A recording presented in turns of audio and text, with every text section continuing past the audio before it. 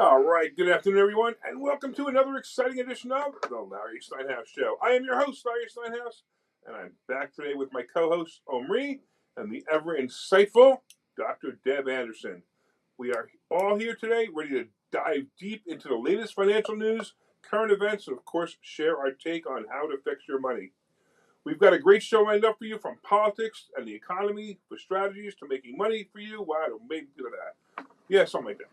Whether it's real estate, stocks, or wealth building techniques, we'll break it all down for you with real life, real world insights. No fluff and plenty of laughs. And as always, we're broadcasting live from the Investor Schooling headquarters, where you can learn how to invest in real estate, stocks, and build wealth the right way. Investor Schooling is your one-stop shop to get started with your financial journey. Don't forget, if you want to learn more, be sure to RSVP for our free Thursday night class at investorschooling.com. That's investorschooling.com. It's a perfect way to kickstart your financial education and take control of your future. Head over to investorschooling.com to grab your spot today. Of course, we want to hear from you, and the phone number to call is 855-939-1137. That's 855-939-1137. Call us at 855-939-1137. Whether you've got questions, comments, or want to join the conversation, we're ready to take your call. So sit back, relax, and get ready for another action-packed hour of the Larry Steinhouse Show. All right, let's get into it. Yes. What is fixed your money? You know, I was reading this, and my glasses got blurry at that spot. I was trying to do it. So it is fixed. It's the perfect way to kickstart your financial education and take control of your future. No. The first, it was over here. Wait, hold on. The second sentence was fix your money. It wasn't fix your money. We got a great show lined up for you. It was fix your money. No. Here. What? Fix your money. I don't know. There was a spot in here where I couldn't read it. Okay. And I was reading ahead, and I couldn't read it. And I did this where I don't know. We can't fix your money. We just need to explain. I'm not sure it's even possible to fix money. We can fix your money mindset, though. Mindset. Yeah. Yeah. That's for sure. So, I did the ChatGPT thing. That's, so you guys who listen to the show normally, you know what this is. And for you guys who don't listen to the show, too bad. You're missing a really good show. But if you don't listen to the show, what we do is we have ChatGPT write the intro, and I read the intro cold from ChatGPT. And sometimes it goes off on a tangent. You owe me a wallet. Like it said something about politics in here. We talk about politics, but we don't. Not much anymore. It's not much. It's more. More about politics, how politics can affect your money. Exactly. Than anything else. It's not really politics. And it's normally no. Politics won't affect your money. Not by much, right? Not by much, right? Or temporarily. It's only temporary. So, like when the Trump tariffs kicked in, it only affected the stock market temporarily. It didn't really do much. You owe me a wallet. So you broke your G-string, huh? Yeah. So, too many cards. That's it. You broke your wallet because there's too many credit cards. Look at that, man! Wow. I waited for that moment for what, 2 years now? Yeah. Yeah. So how many credit cards do you have there? Oh, 1, 2, 3, 4, 5, 6, 7, 8, 9, 10, 11, 12, 13, 14, 15, 16, 17, 18, 19, 20, 20. All those are debit. Okay, 20 credit cards. 21, not bad. Actually. 21, yeah. 21 credit cards. Not bad, not bad. You're close to me. I'm at 76. Okay.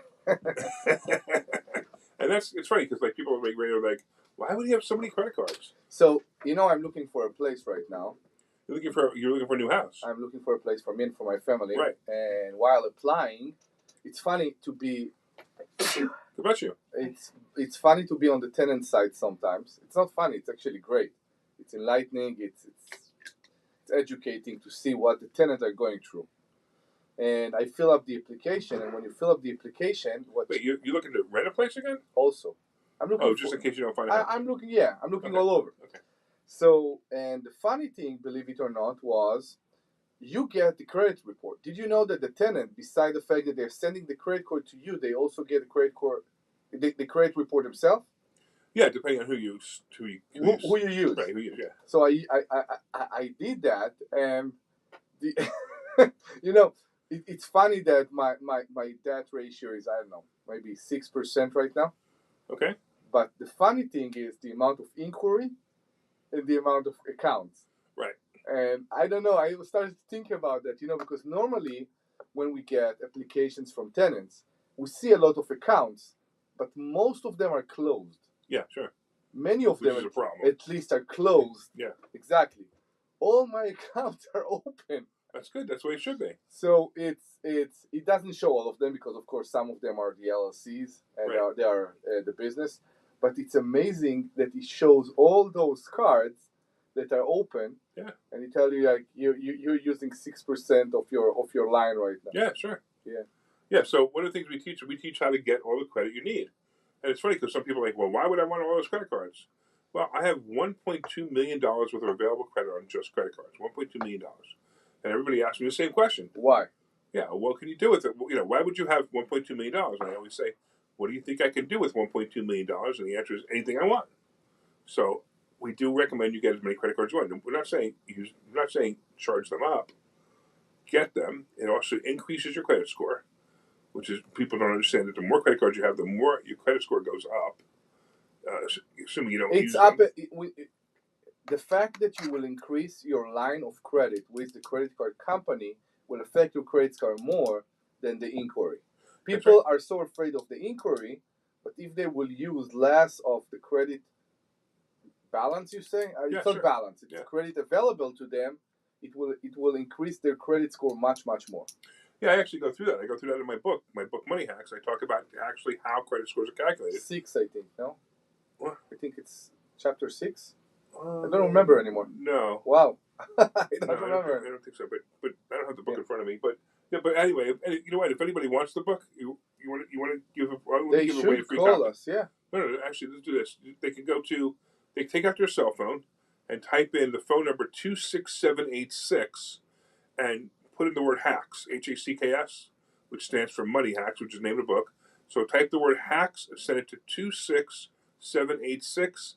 That's hacks 26786, and I'll send you a digital copy right now. You'll get it auto-responded right back. And if they want the original thing with your signature on it, what do they have to do? So I don't know, man. Should we have them show up for class? Maybe.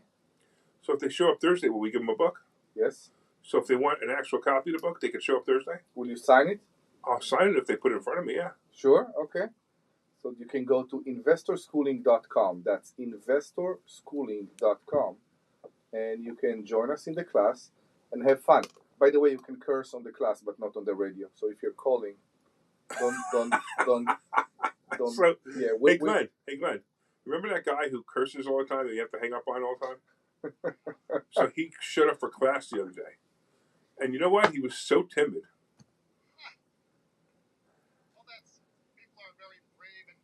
Oh no, he was obnoxious and rude. He's not. He was obnoxious and rude, but he, I don't think so. Since he walked in, I said, "You." He is comical. This guy, I don't know if it's intentionally or unintentionally. He's so comical. Everything he do. Yeah, right. Because his actions are comical. His voice is comical. It's the voice. His mannerisms are comical. Everything is. Right. That's right, John. We're talking about you. Yes. I know he's going to call in now. I know. So. I know he's going to call in. He drink a cup of water and it's comical. Well, his name is John. Yeah. No, it's just who he is. It's like just his personality. You know.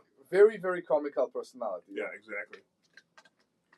All right, we got a couple of nice people online saying hi. We got Kimmy online. We have the Real Capitalist online saying hi. I don't know what that means. I don't know if that's a real profile, fake profile, or whatever, or a really good handle for his profile. But he's saying hi. Where is everybody? We usually have like 100 more people saying hi. Nobody's saying hi today? Well, fine. You know what? If nobody's listening, we can go home. Yes. We come here on a Saturday afternoon to entertain you people, and you guys don't even have the courtesy to show up? Take out your passport. Yeah, I know. It's part of the problem. Our lead-in show. If I can be honest, I think part of the problem is I can't figure out where to find you half the time. I went to the Larry Steinhouse page on YouTube, and the link wasn't active. Then I go to the old investor schooling, that's not active. Then went to Money Chat. Somehow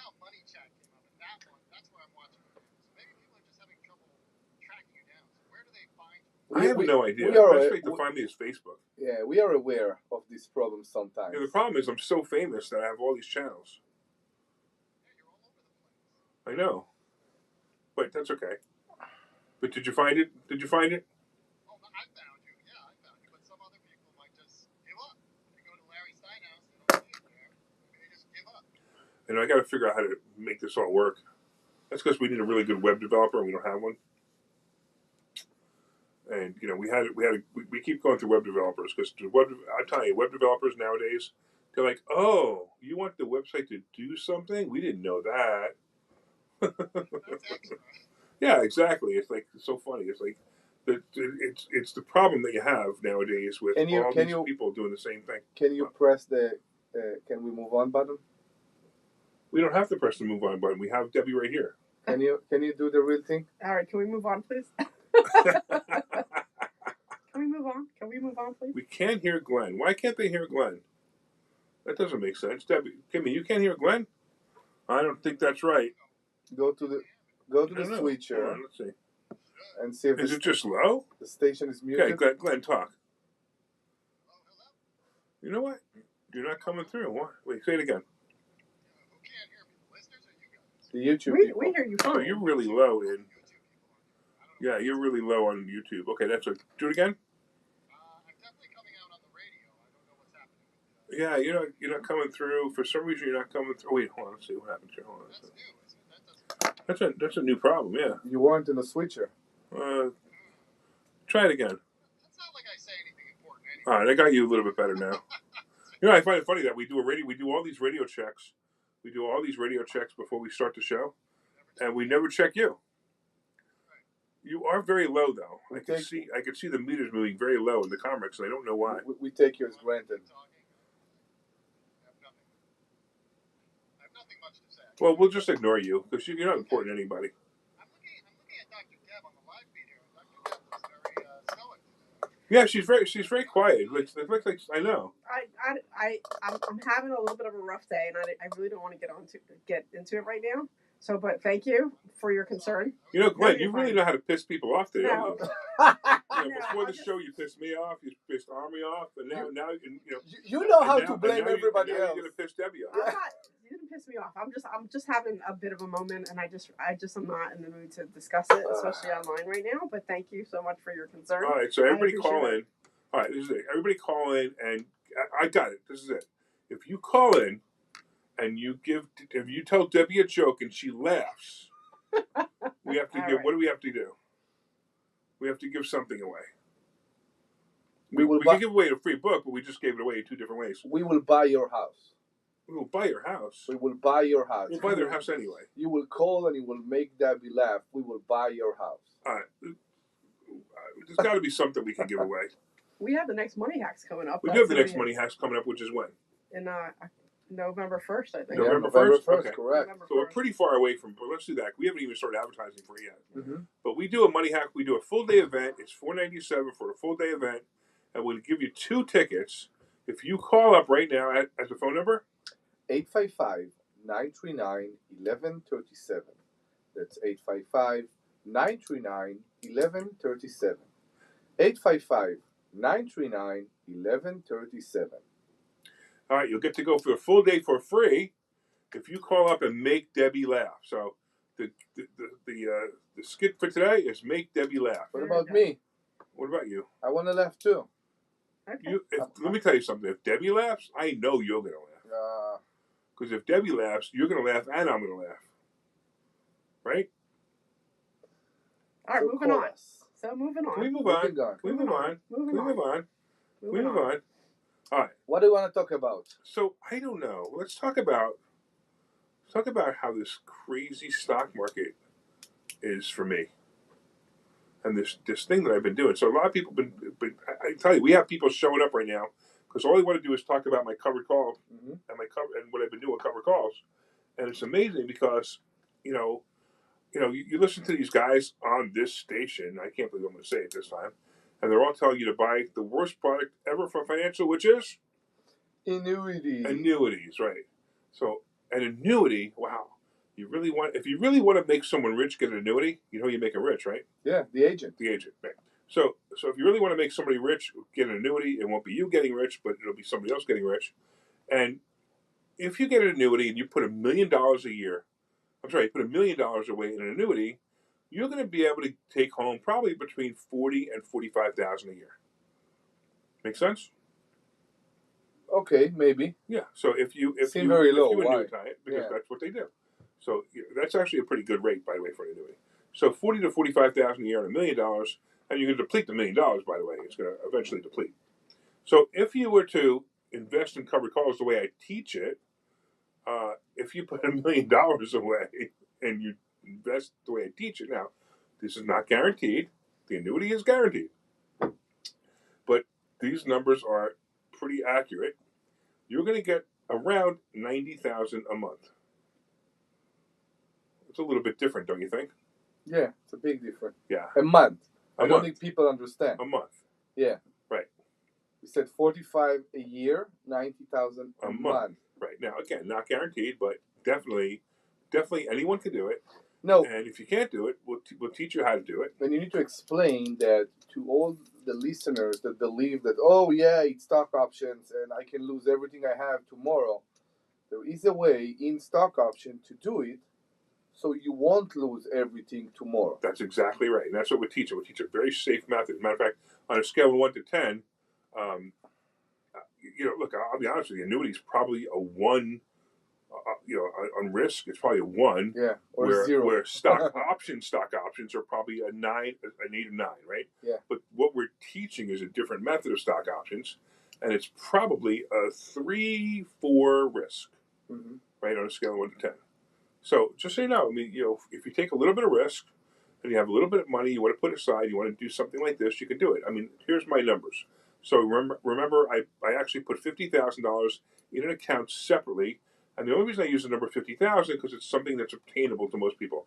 Most people can relate to $50,000. I'm doing it with much bigger numbers, like $500,000 and others, right? So I will tell you. Hold on, guys. We're gonna let you do the joke, but let me just finish where I am here, okay? So I put $50,000 away, and at the end of the month, the first month, I took $4,675 out. I still had $48,385. I then took $3,908 out. I still had $47,000. I then took $4,500 out. I still had $50,000. Then I took $5,600 out. Then I had $53,000 left. I took $4,800 out. I had $55,000 left. I took out $44,000. $4,000. I'm not sure. People are. $4,400. Yeah, I'm not sure people are going by. When he says he's taking out, he's still leaving the right. How do you explain it? The account so when is still I took $4,450 out, I still had $54,000 in there, and then I took $4,986 out. Exactly. Yes. So basically, I took out so far $33. I put in $50,000 on the first of the month, first of the year, January 1st. I took out $33,000, and I still have $54,000 in the account. And that's what I could teach you how to do. And that's how do people learn how to do that? They go to Investor Schooling on Thursday. InvestorSchooling.com. That's very simple. All right, let's get Kat in Saverton. What's going on, Kat? Hey, how are you doing? Are you going to make Dr. Deb laugh? She needs to. Yes, absolutely. So here's my joke. Did you hear about those prostitutes up in Lancaster? The prostitutes in Lancaster. Yes, they're doing 2 Mennonites. 2 Mennonites. I got it. It's clever, but she didn't laugh. No, I mean okay. It's clever, but she didn't laugh. She smiled after I said it was clever, but she didn't laugh. But thank you, I appreciate it. But I'm really curious because Glenn puts on that you're going to tell a clean joke, and I'm not so sure if you start out with the prostitutes. Yeah.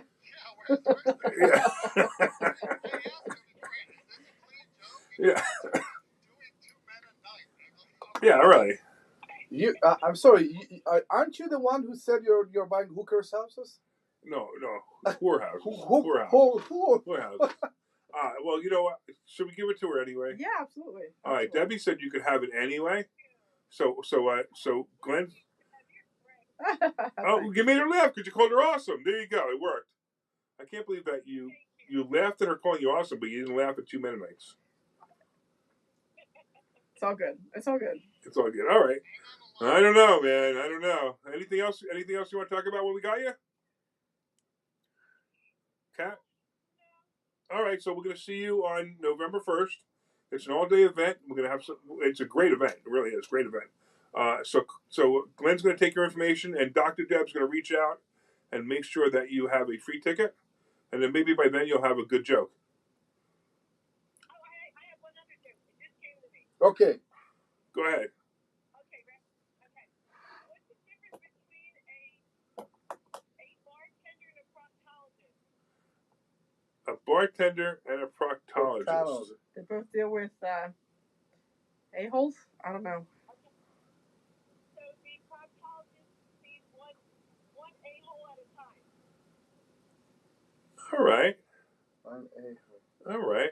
Okay, yeah, not really funny. That All one. right. No, I get it. I got it. You know what I got to tell you, Kat. You know what it is? It's your delivery. I know. I think I need new material. No, you need to practice your delivery. You know, you need to watch some Adam Sandler. I love that. Yeah, who doesn't? Right? You guys are great. You really enjoy your show. You're the best. Thank We you totally so much. appreciate that. And Thank now you so much. everybody left. Yeah. Who's your favorite character on the show? She knows where to suck up. Isn't that great? She knows that if she comes into a class, she knows that that I'm the person that she needs to learn from. All right. Well, when are you going to come to class?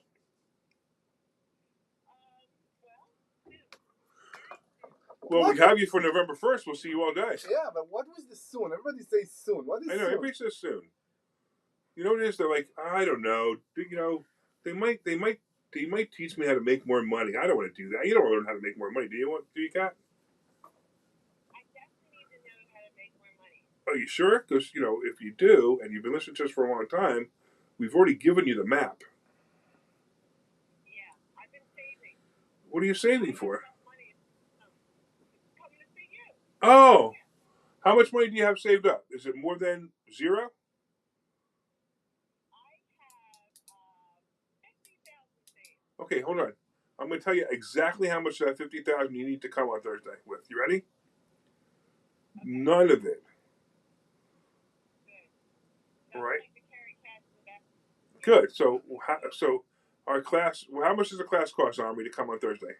It's free. It's free. I have a picture in my mind right now that she's coming to class and there's a Brinks car waiting for her outside. I know. Yeah, it's completely not needed. So do you know how to sign up for class, Kat?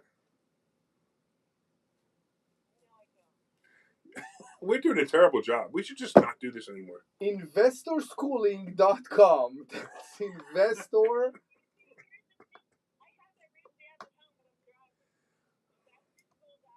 No. Schooling. Investor schooling.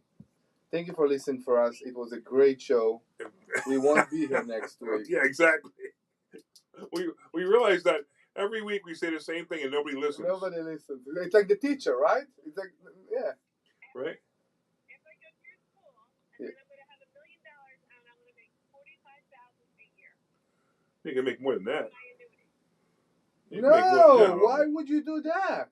You Why would completely don't listen. Why would you buy an annuity? Why would you do that?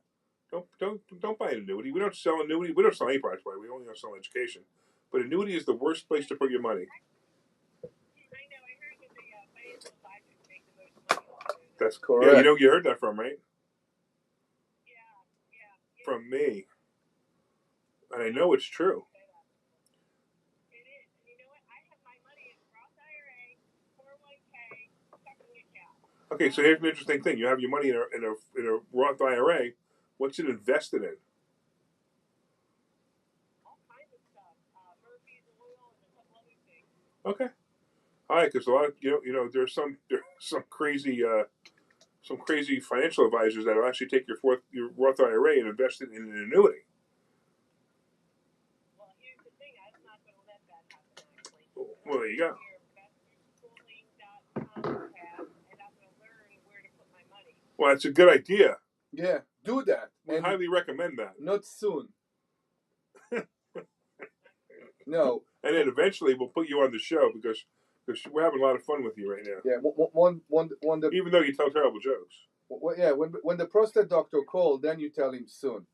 For investor schooling, you don't need to tell soon. He said, "I will be there right now." Hey, I got a great black joke for you. Want to hear that? Black joke. What do you call a black man flying a plane?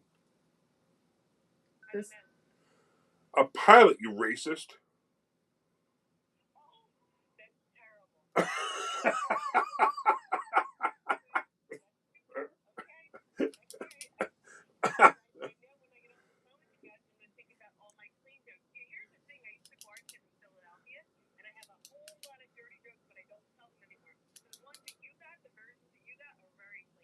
All right, well, we're going to let you go so you could go hang out with two Mennonites. And, oh,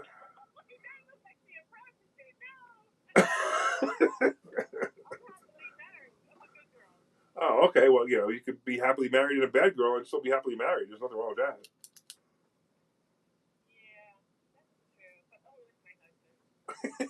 All right, go do your thing. Take care. We have somebody calling in to see if they can make Debbie laugh. All right? Take care, Kat. Thanks. What's up, Kim? Hey, Kim, can you make Debbie laugh?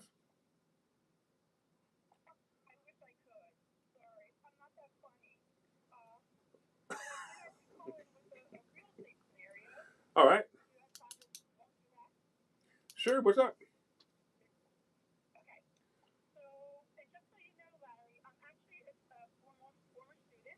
I know you are. I actually figured out who you are already. I figured it out. You know what's funny? Yeah, you know what's interesting? The people on YouTube are not hearing you either. I wonder why. I don't know why. No, we can hear you, but the people on YouTube can't hear you. So the station. No. Go. You know what it is? Go to the mixer of the studio. You know what it is? What? We're picking up the microphone from here. We're not picking up this. That's why. Oh. That's why. So the hold on one second. We're gonna do a quick technical thing. You know what? Hey, you know what? We're gonna go to commercial anyway. So Glenn, do me a favor. Go to commercial. We're gonna come back to Kim when we come back and see if we can fix this problem for the YouTube people.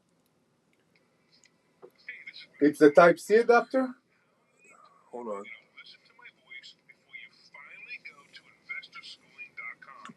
That's what it was.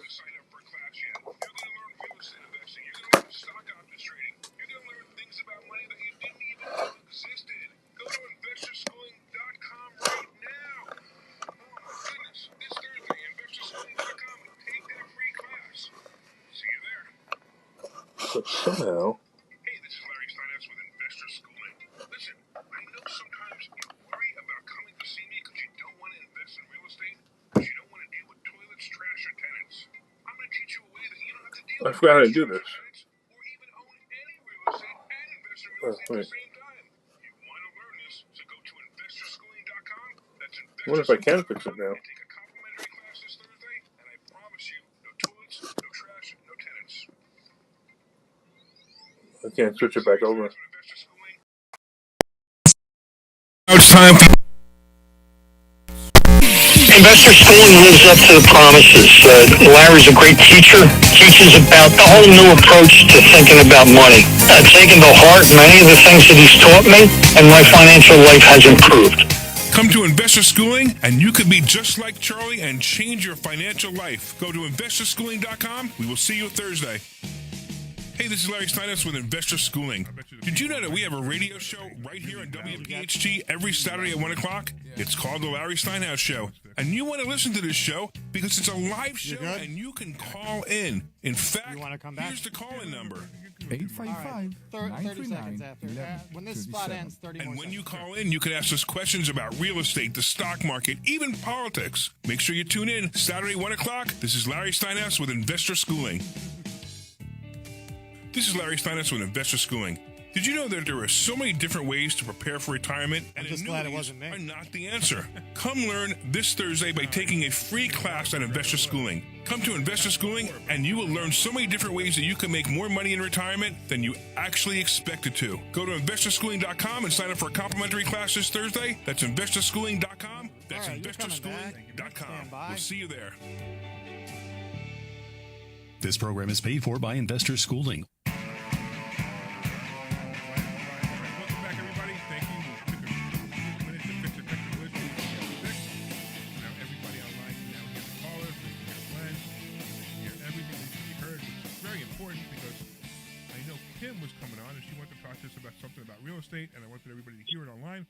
You guys didn't even hear the other caller than the people online, and that was a lot of fun with the other caller. But all right, that's life. All right, so Kim, what's going on? Tell me again.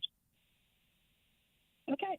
So a friend of mine mentioned to me that she has a rental home. She's had it, I guess, for about 20 years. She had inherited it from, a family member who had passed.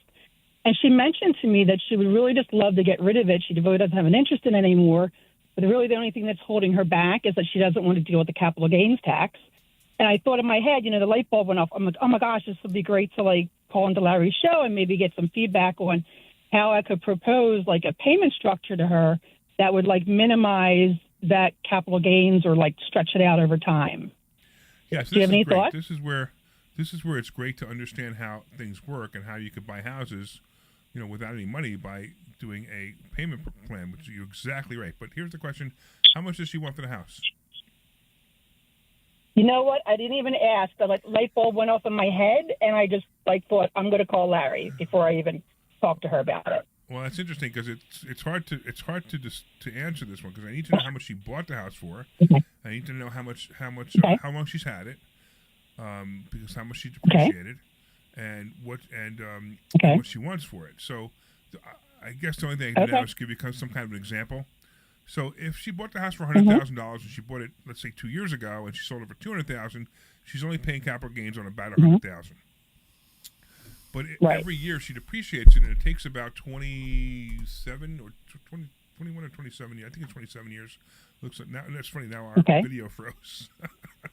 But that's okay. They say we can hear. It's just funny. We're having all kinds of problems here. So the video froze, but that's fine. So anyway, so what she can do is, if she's had it for more than 27 years, she's taking all the depreciation, and if she's taking all the depreciation, even though she paid $100 for it, she's paying capital gains on everything she sells it for. But then there's also, if she did repairs, you got to take that out. Or anything currently, you take that out. So just know it's not, it's not flat. It's not. You need to have all the information in order to determine it. Mm-hmm. But what you can do is you can say, okay, listen. Let's say it's $200,000. You can say, I'll give you $50,000 this year. I'll give you $50,000 next year. I'll give you $50,000 next year, and I'll give you $50,000 next year. She'll end up paying the taxes over time, and most likely that will be a better scenario for her. And that's what we're looking to do. What about? I have a question for you too about this scenario. What about moving the house by the original owner to a trust and change the beneficiary? So what Omri's trying to do is he's trying to use some of the things that we teach in kind of a sneak around way, which is not. It's gray. It will work, but it's a gray area, right? It's a gray area. So it's one of those things where, he's. And let me tell you what he's telling you to do. He's basically saying have them move it into a trust, right? And then they move it into a trust, and they make you the beneficiary of the trust. This way, the house never actually moved hands. Changed, right? It never changed ownership. So that is a way to do it. I would I'm going to say it's very likely that nothing will ever happen. No one will ever catch it. No one will ever know. But if it ever came down to where they knew the beneficial owner has been switched from her to you immediately, they will, they could come back and say, hey, you owe transfer tax on this. Is it allowed? She owes capital gains tax on it. What? To do, So just remember that now when Kim buys the house, she has to pay the capital gains tax that the other one didn't pay. Just keep that in mind. So her cost basis has already been deducted years ago. No, but my question is it legal or okay to leave the house in the same entity, which is the trust? Yes, it's very legal. It's very legal. Yeah, it's just, and it is a way, and it's funny because, it is a way to skirt the taxes But the only problem, once again, is if you do that, you got to keep in mind that you're now paying those capital gains tax when you sell the house, because whatever deduction you had then, got it. you're going to have. And then on top of that, you also have to keep in mind that, if anybody ever finds out, nobody can ever find out. But if anybody finds out, they could go back and say, okay, we want you to pay the capital gains tax now. That's all. Right. Okay. All right. But okay. when are you going to pop in and say hi Sounds again? Good. We miss you. I should. I know I should. I will. You know what? Okay, I will definitely come in. I think I had plans for this Thursday, but I will be in on one of the Thursdays within the next month. You got it. I'm looking forward to seeing you. Yeah, it would definitely be nice to see you guys. Okay. Awesome. Okay. Right. Well, thank you for all the input, and I'll see you on Thursday. You got it. Take care. All right, now, we still haven't made Dr. Deb laugh. I'm good. I'm fine. Omri, what's the phone number to make Dr. Deb laugh? That's 855-939-1137. 855-939-1137. I'm smiling. 855-939-1137. Fine. 855-939-1137. So come on, somebody call in and make Deb laugh. She I'm needs fine. Some numbers. She needs a laugh. I'm fine. She's not even laughing at you, Omri. I smiled. I'm fine. I'm not in a point of laugh myself, so maybe it's me too. Maybe it's not. It must just be one of those days where nobody wants to laugh. It's not the day. It's What about you, Glenn? You having a better day? Not the best, but it's a terrible day. It's all right. I'm sad because Omri and Dr. Deb are sad. There you go. Is that what it is? You got the empathic nature going on. I guess, yes. Ugh. Well, they're making me sad too. Why don't we just all cry instead? We can just all cry instead of having a good day. We'll just cry. Well, do you have any good news for us, Larry, about how we can make more money? Maybe that'll cheer us up. So, see, it worked. So I make lots of money, so it's kind of fun. I don't know, it's just fun. So what did we have? We had an interesting class on Thursday. Mm-hmm. What did we talk about? Tenants. We talked about, people asked questions about tenant that we answered. Yes. Especially about the concern of dealing and screening a tenant even before they move in. Right. So Crazy John, who the guy who curses all the time, who showed up, he was whining and bitching and moaning about tenants that don't pay. And we were talking to him about how most of that is landlord problem, because there's no such thing as bad tenants. There's only bad landlords. Correct. And that's first thing you have to learn. You have to learn how to be a good landlord. And being a good landlord means that you're filing for eviction on the 15th. They're not letting him go any further than that. Right? What do we say? Rent's due on the 1st. On the 2nd, it's late. On the 5th, it's a $150 late fee. And on the 15th, we file for eviction. Now, Mr. Tenant, let me explain something to you. If you're in the hospital, you got pneumonia, your grandmother died, you got into a car accident, give me a call. I'm going to send you flowers. But I'm still filing for eviction on the 15th. Do we understand each other? And it's funny, if you explain that to people up front, you have very few problems. How often do you see landlords who do it wrong, Larry? Do you have any? A lot. A lot, yeah. And even, sometimes Deb gets a little emotional when she's talking to her tenants. I don't get emotional. I don't always know how to respond. So now, before I respond, I usually reach out to you and I say, how do I respond to this? Because I don't want to say the wrong thing. And then I still manage to say the wrong thing either way. So well, that's not true. It's just you didn't give me all the information the other day. I gave you all the information I had. So you make it sound like I didn't give you anything on purpose, but I gave you what I had. No, I realized that, but you didn't give me all the information, whether it was the information you had or not. So the other day, right, so, Deb comes in and she talks to me. Whenever Kenneth sends her a text message, she doesn't know when to respond, I give her the perfect response. So this time she gave me a text message, and I didn't have all the information. Deb says she didn't have all the information. So I responded based on the information I had, and it turned out to be absolutely wrong response. Why won't you? Absolutely wrong information. So we have at least 3 listeners right now. What? 3 listeners right now. I think we have 4. 4. I think somebody just woke up after Passport Mommy shut off. I think they fell asleep and they just woke up. So I'm just saying, why won't you tell the story and take the names out? So people will. So we could tell the story, but yeah. I'm not sure if the story makes sense, though. I don't think it's that important. Okay, so in a nutshell, so I have a tenant, and they were saying that they were having problems with the dryer, that it wasn't drying. And I said I would call somebody out. So the person came out, and they said that it wasn't plugged in. And I said, okay. So no, wait, they didn't say that. They said it They wasn't. didn't say it wasn't plugged in. She said to you. She said the it guy wasn't. said it wasn't plugged in. Yeah, she said to me that the guy said it wasn't plugged in. Right, because you didn't talk to the guy. No, I did not talk to the guy. Right. So, so then the response was, well, I'm really sorry to hear that, but unfortunately, since this is a user error and not a mechanical error, you're responsible for the $130 whatever it was. Right. And then she was a little upset because she's like, well, why am I paying for this? And it's just like, she's like, the dryer wasn't drying, and then there was a hole in the vent line, and all these things I didn't know anything about any of them. So there's no way. So when Debbie said the dryer's not working, she didn't say the dryer's not drying. She said the dryer's not working, and then she gets back to me and she said the repairman said it wasn't plugged in. That's it. If it's not plugged in, I'm sorry, but that's something that you should be able to figure out by yourself, that the dryer's not plugged in. I'm not paying $137 to come in to have somebody plug in the dryer for you. No, but right. But that's not what it was. The plug doesn't go out by itself. I would question that. Okay, to take a step back, because it had nothing to do with that. Okay. And here's that was the two pieces of information I had. And the piece of information I had was the dryer's not working, and it wasn't plugged in. And it wasn't plugged in. Yeah, I have a quick question. This is a new tenant, or this is a tenant that is there for? It doesn't matter. So then, then she texts back, and the tenant sends a picture of the dryer vent with holes in it, and explaining that the dryer vent wasn't plugged into the dryer vent. Mm-hmm. So we're like, oh, that's completely different conversation than what we just had. Part of the problem was Debbie didn't talk to the repairman, and the other thing is I wouldn't have paid that repairman because the dryer's still not working. You know why the dryer's not working? Because the vent's clogged and the dryer vent's broken. Okay. So he should have said you have to change the dryer vent. So what did he do? He did nothing but go down there, put the dryer vent back in, and say bye. And she paid him.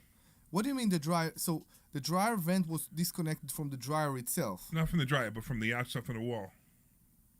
So where it goes outside the wall. So where do all the head hair go? On the attic? Who knows?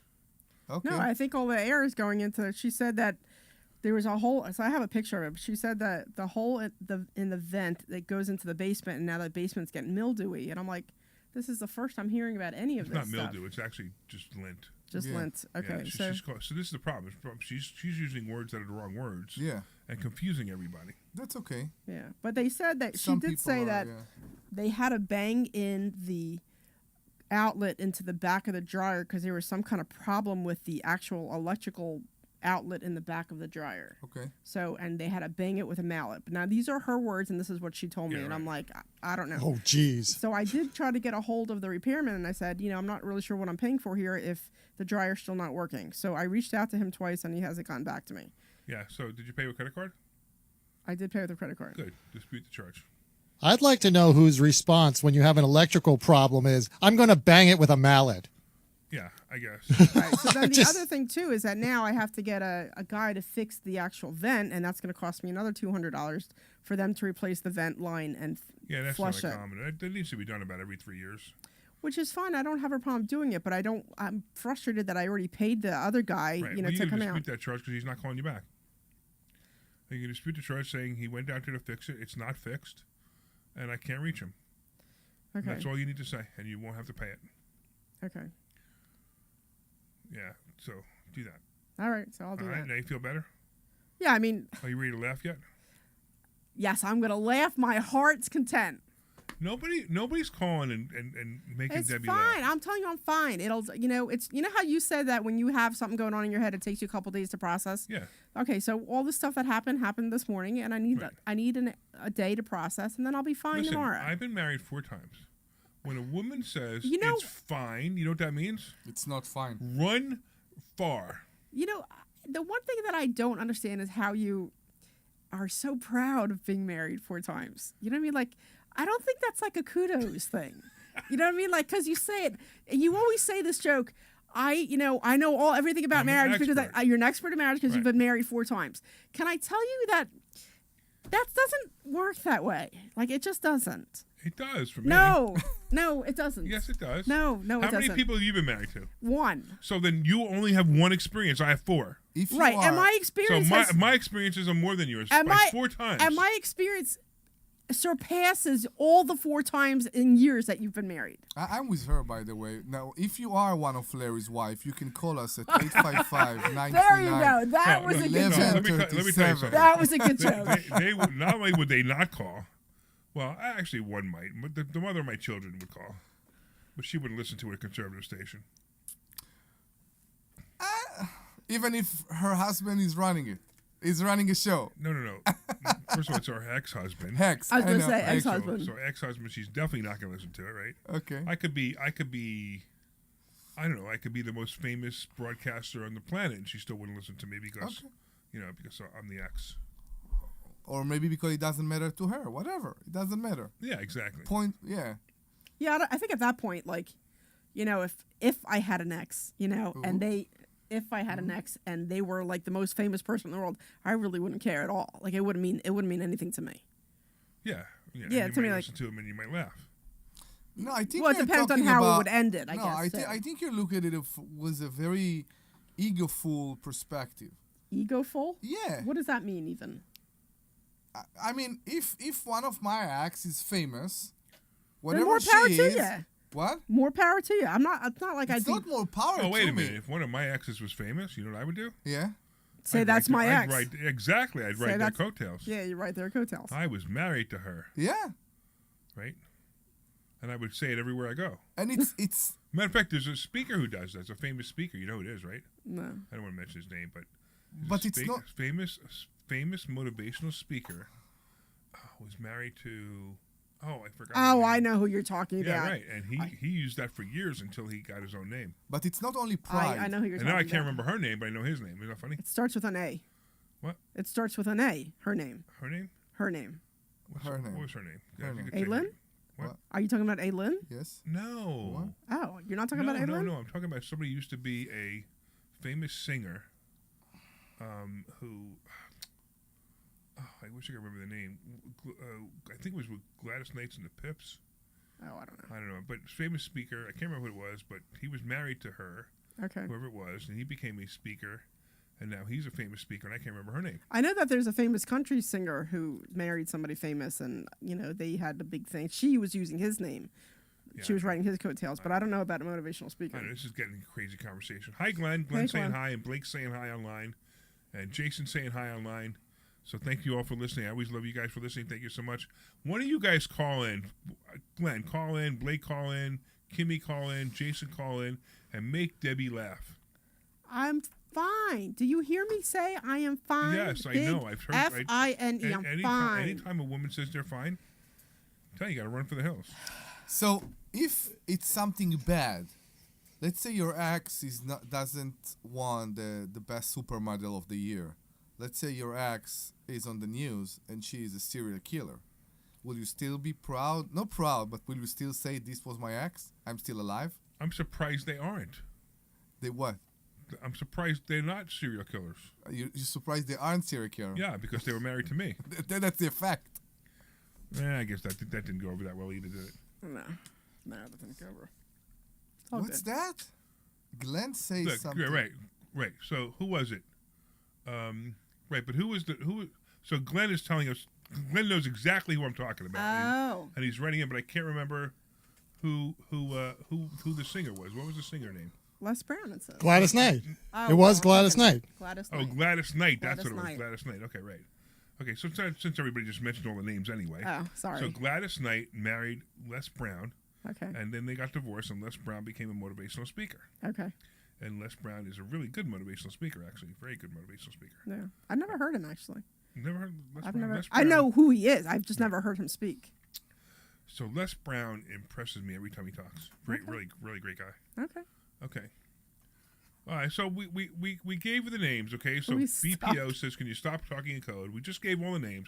Les Brown, Gladys Knight, Larry Steinhouse, and Debbie and Omri. Okay. Okay. Good. Wait, let me get this straight. The guy says, "Please stop talking in code, and if you're going to tell a story, give the names."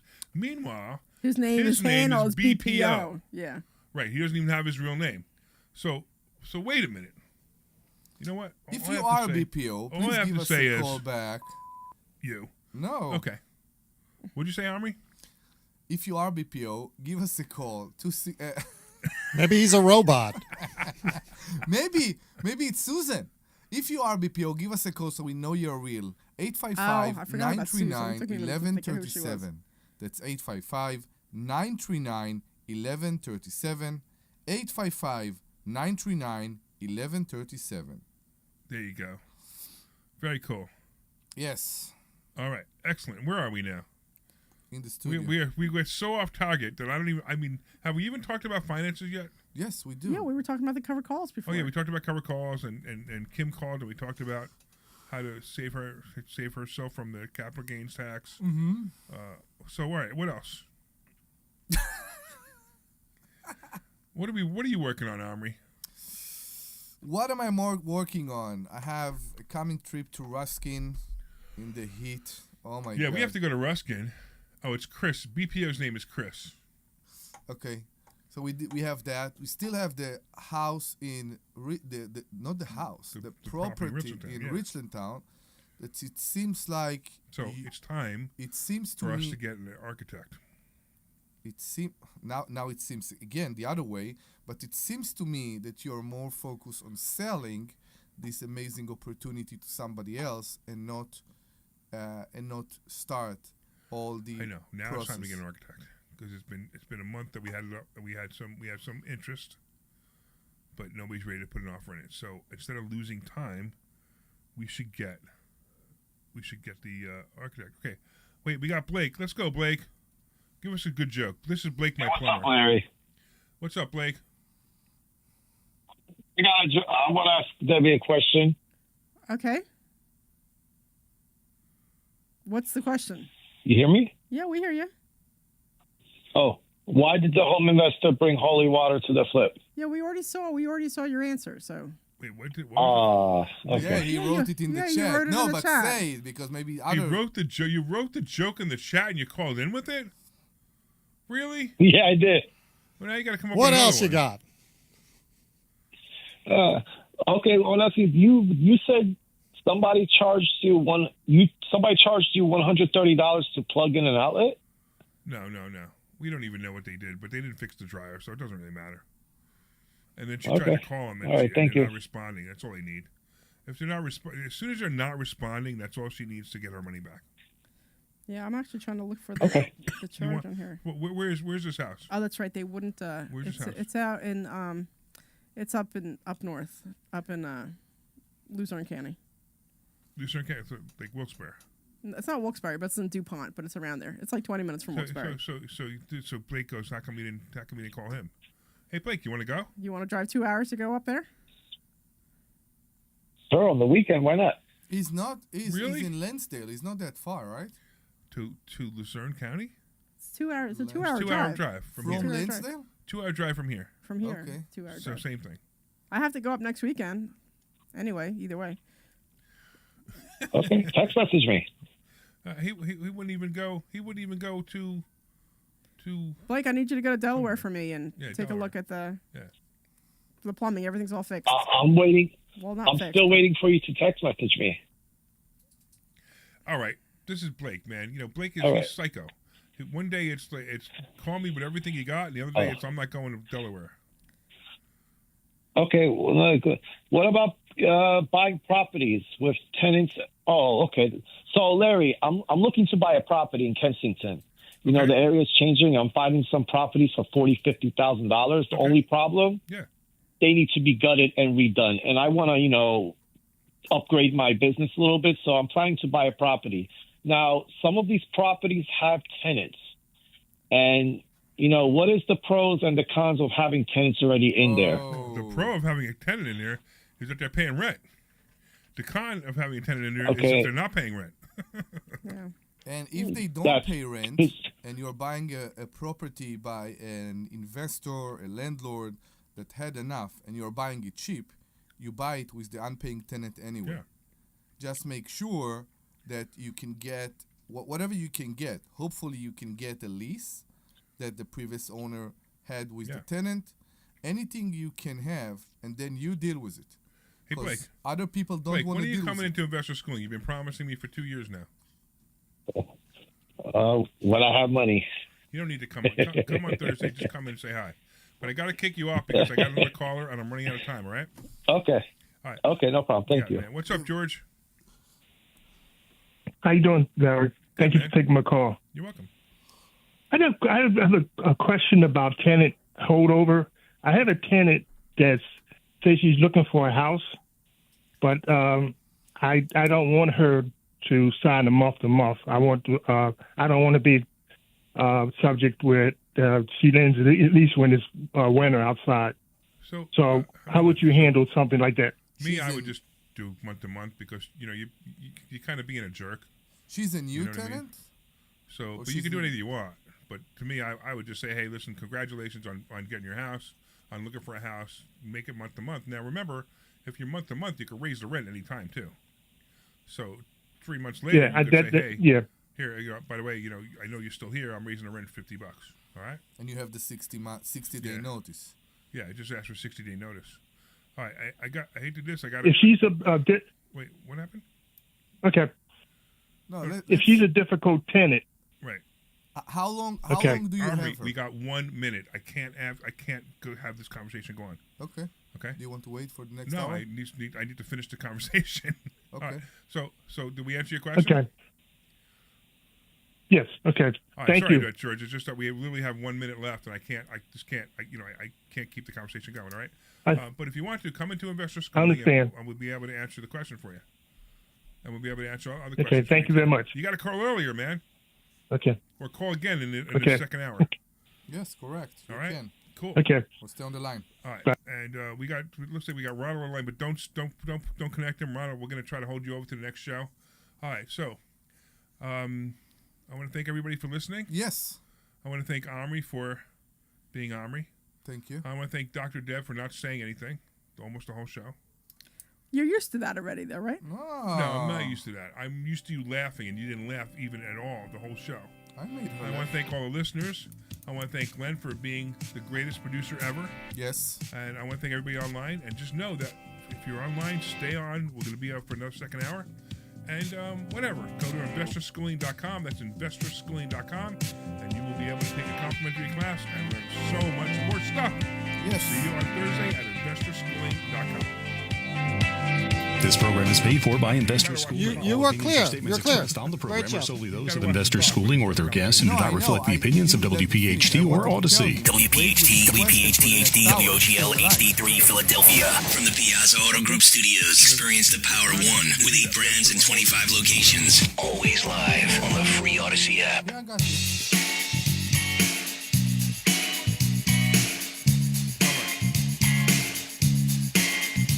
Stop buying gold online. Edelman's Coins is the Philadelphia area's largest buyer and seller of gold and silver bullion. Family owned for 99 years, Edelman's Coins has continued to provide ultra-competitive pricing paired with unparalleled customer service. With transparent buy-sell spreads, you know you will always get a fair deal. When buying or selling bullion or coins, think Edelman's Coins. Call 215-572-6480 or visit edelmanscoins.com.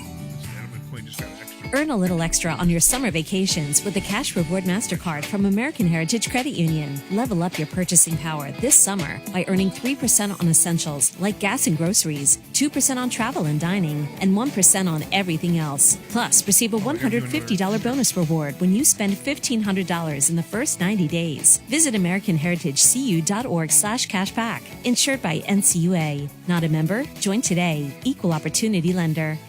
career changers, including veterans and active duty service members. Your transition starts here. Go from GI to IT in a matter of months. Become a certified cyber warrior with training at My Computer Career. Cybersecurity specialists are in high demand, offering IT pros great opportunities and a rewarding lifestyle while protecting our people, liberty, and treasured institutions from cyber threats. Deploy your career in IT today at mycomputercareer.edu/CWP, an elite CompTIA certification partner. VA education benefits are available to those who qualify. The success you've already had matters at University of Maryland Global Campus because we're a school for real life. An accredited state university, UMGC lets you earn up to 90 credits toward a bachelor's for prior learning and relevant life and work experience, or transfer up to 12 credits toward a master's. We offer affordable tuition and online and hybrid courses. Classes start August 13th. Apply now and save with no application fee. Learn more at umgc.edu. Certified to operate in Virginia by Chev. This program is paid for by Investor Schooling. All opinions or statements expressed on the program are solely those of Investor Schooling or their guests and do not reflect the opinions of WPHT or Odyssey.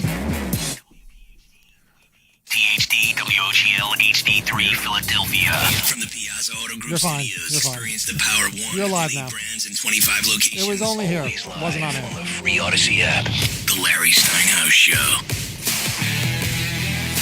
All right, good afternoon, everyone, and welcome to the Larry Steinhouse Show. I am your host, Larry Steinhouse, and I am joined today by my amazing co-host, Omri Morad, bringing his unique charm and wit, and the brilliant Dr. Debbie Anderson, who is here with her valuable insights and expertise. We are ready to kick off another hour packed with great conversation, financial insights, and, of course, a little fun along the way. Today, we're covering everything from the latest political updates and how they're affecting the economy to practical tips for making your money work harder for you. Whether you're looking to invest in real estate, improve your stock portfolio, or simply learn more about securing your financial future, we've got you covered. As always, we're broadcasting live from the Investor Schooling headquarters where you can learn how to take control of your finances and start building wealth. Investor Schooling is the place to be if you want to take your financial education to the next level. And remember, if you're ready to get started, make sure you RSVP for our free class at investorschooling.com. That's investorschooling.com. It's a fantastic opportunity to learn more and see what Investor Schooling can do for you. And we also want to hear from you, and the number to call in is 855-939-1137. That's 855-939-1137. 855-939-1137. So whether you've got questions, want to share your thoughts, or just want to be part of the conversation, we're here from you. We're here for you. So grab a seat, get comfortable, and let's dive into another engaging hour of the Larry Steinhouse Show. Let's get ready to get started. So they're getting boring now. The ChatGPT intros are kind of the same now. It seems like they seem to be the same all of a sudden, right? They're not much. Maybe she changes a word or two, and that's it. Have you asked them to redo it, like in a different way? Every once in a while, yeah. I mean, I say, give me another intro, and then sometimes it changes, and sometimes it doesn't. But when you say give me another intro, do you say, spice it up and use different words? Well, hold on. Let's see this. Hey, here we go. Wait, does this work? Hey, Susan, can you give us an intro to the Larry Steinhouse Show and read it for us?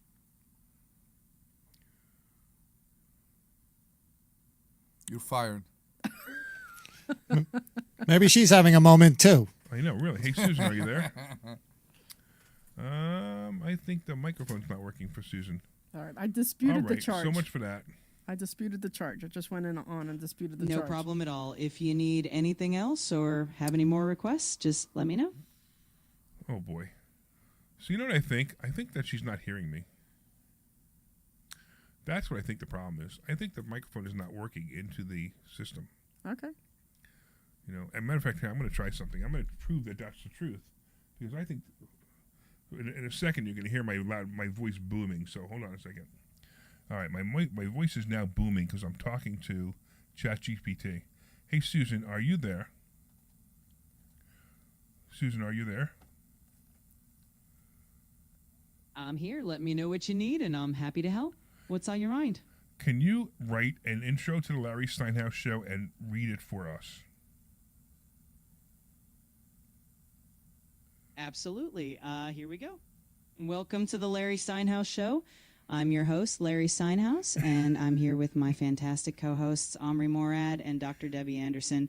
Today we're diving into the latest in finance, real estate, and current events, all with a touch of humor and common sense.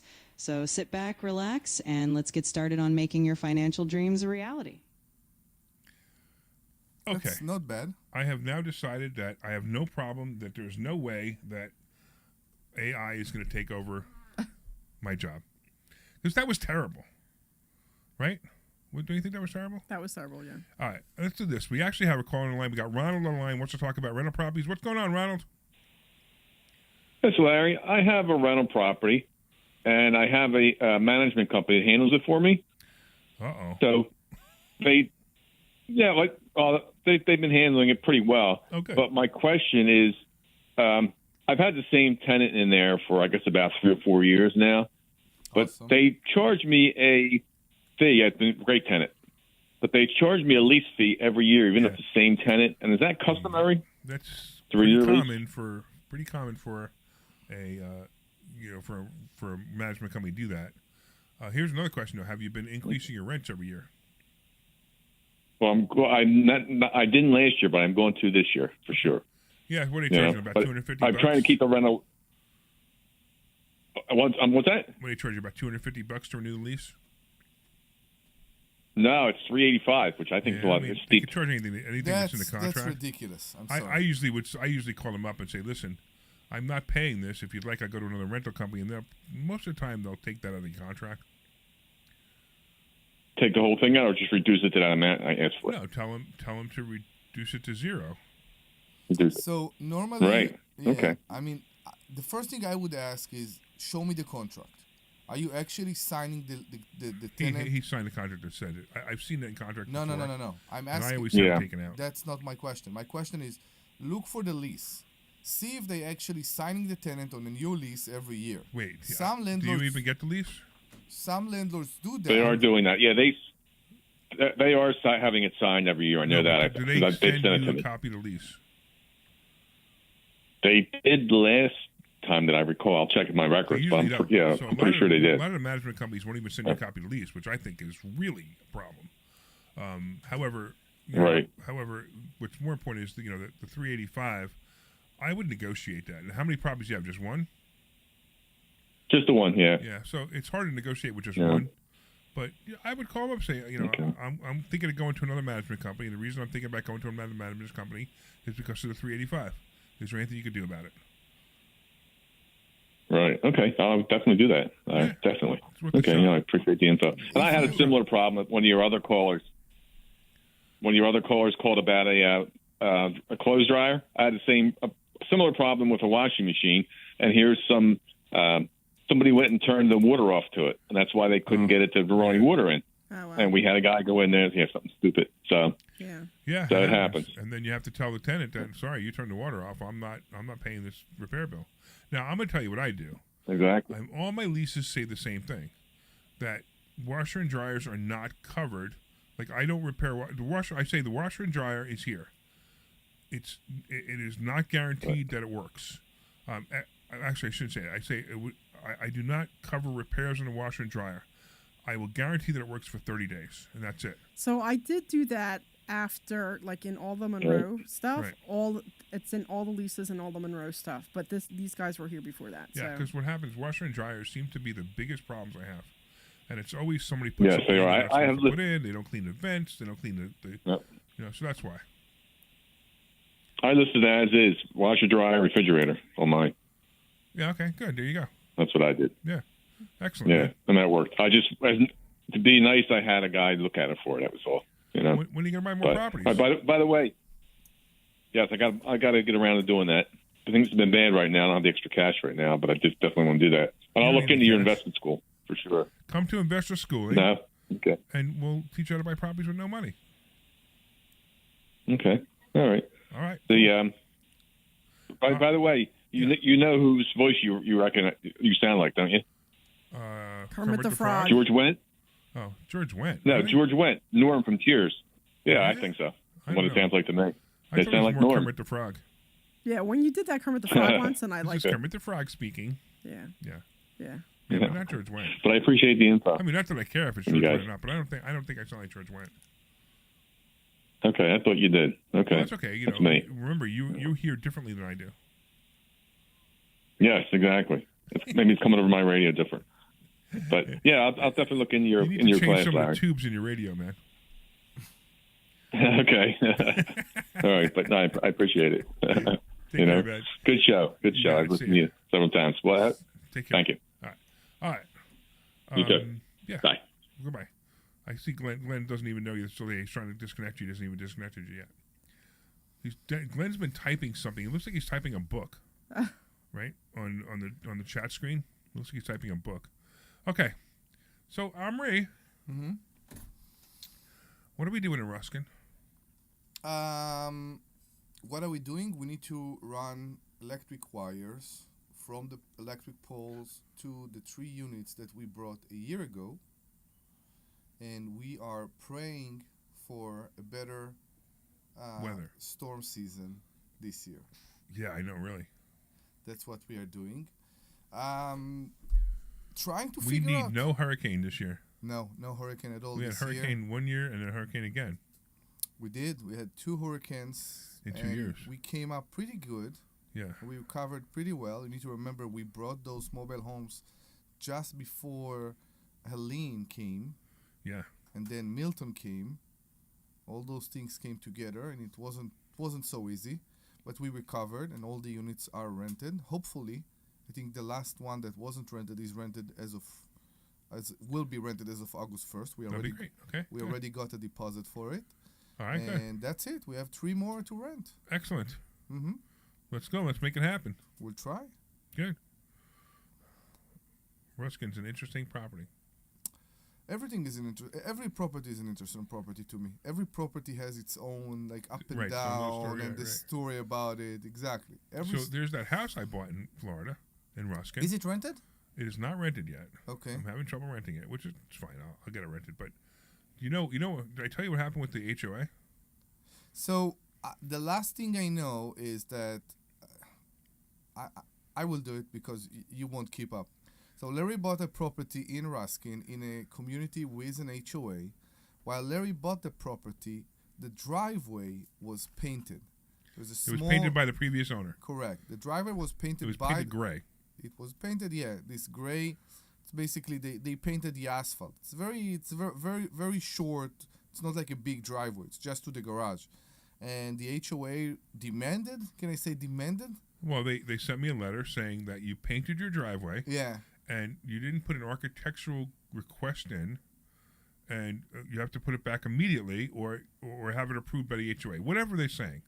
So I called them up. Wait, did you answer that? Well, I called them up immediately, and I said, "Hey, I just bought this property. What are you talking about? I never painted my driveway because I didn't even realize. I thought somebody actually painted my driveway while I owned it. Okay. Like maybe the guy fixing up the property painted it. Yeah. So he goes, I go, it's never been painted. He sends me a picture. I go, okay, it doesn't look painted to me. I didn't paint it. And he goes, no, this has been painted. And I go, oh, it must have been painted before I bought it. And he's like, well, I don't care. You need to submit an architectural drawing or whatever, request form, whatever it's supposed to be. I don't know. So I kind of got annoyed, and so I ignored him. And I didn't ignore him long. I mean, I ignored him for maybe a month. It was just a matter of just, thinking about what I'm going to do here. Yeah. Which I probably would have just either painted the driveway again to make it match the right color, or figured out how to get that off. But since I didn't put it on, I don't know how to get it off. I don't know what they put on. Mm-hmm. So then I get a letter in the mail. You've been fined $1,000, which is the most ridiculous fine ever. Amount, yeah. They didn't even give me a chance to do anything with it. They gave me a $1,000 fine. So, I didn't call them up and say, blah, blah, blah, blah, blah, yell at them. I became very smart. I said, okay, I sent him an email. I said, hey, I appreciate the fine. I got the fine. Can you send me a list of all the fines that you've fined people in the last 2 years? I want your budget, and I want all the bylaws. So they gave me a link for the bylaws, which was a link. What is the bylaws? The bylaws, the rules and regulations of the condo association, sure. right, of the HOA. They sent me a link, and they said, The rest of the information is on file at our office. You can come by and look at it anytime. Okay. And I was like, no, I live in Pennsylvania. I can't. Can you send it to me? Nope. We have to make it accessible. We don't have to send it to you. So now they're playing games. But you're playing games too. Well, I know the rules. Yeah, I got you. Right? And the rules are real simple. Yes, that's true. But if you purposely withhold the information because someone lives in a different state, in other words, you can't force somebody to come into the state to go look at the bylaws to make it accessible for them, especially when they're easily can be scanned or easily can be sent by email or mail. Have you managed to talk with a person with a bit of common sense there? Like ask, okay, how can we make it right? No, not yet. So what are they asking you to do? To basically pressure wash it? They're asking me to do nothing yet. They're asking me to pay a $1,000 fine. No, I get it, but what do they want to do in the beginning? They wanted you to pressure wash the paint off. I wasn't even sure what they wanted me to do. Okay. To be honest with you. So I had my friend Susan write them a letter.